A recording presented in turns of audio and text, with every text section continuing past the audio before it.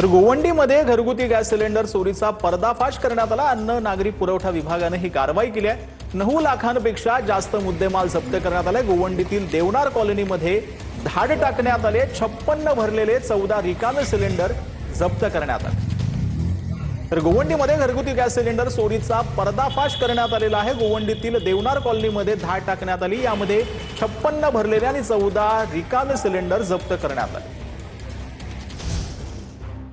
तर पुणे सासवड रोडवरील दिवेघाट उद्या दुपारी 2 तास बंद असणार आहे। उद्या दुपारी 12 ते 2 या वेळेमध्ये दिवेघाट बंद राहणार आहे। पालखी मार्गावरील धोकादायक दगड काढण्यासाठी दिवेघाट बंद राहणार आहे। उद्या दुपारी पर्यायी मार्गाचा वापर करण्याचं आवाहन प्रशासनाने केलं।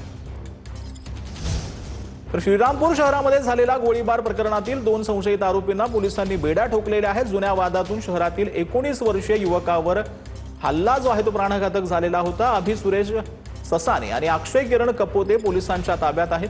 दोन्ही आरोपींना 7 जुलैपर्यंत पोलीस कोठडी देण्यात आली। तर पतीने आयुष्य संपवल्यानंतर फरार पत्नीनेही आयुष्य संपवलेलं आहे। नाशिकच्या मालेगावातील धक्कादायक प्रकार समोर आले। पती अनिकेत जगतापने पत्नीच्या छळाला कंटाळून जीवन संपवलं होतं। अनिकेतच्या कुटुंबियांनी आरोपी पत्नीला तात्काळ अटक करण्याची मागणी केली होती। त्यानंतर पत्नी फरार झाली होती। दरम्यान पत्नी श्रुती जगतापनेही जीवन संपवल्याने मालेगावात मोठी खळबळ माजली। तर महिलेला कुटुंबाकडून कॅम्प पोलीस ठाण्यामध्ये ठिया देण्यात आला।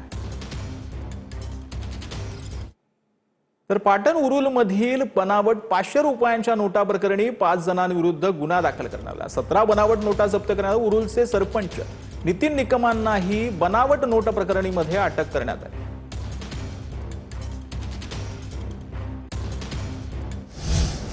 तर सीबीआय कडून जळगाव शहरातील राजमल लकीचंद ज्वेलर्सच्या कागदपत्रांची तपासणी करण्यात आली। सीबीआय कडे दाखल एका गुन्ह्यासंदर्भात RL ज्वेलर्सच्या कार्यालयासह संचालकांच्या घराची झाडाझडती घेण्यात आली।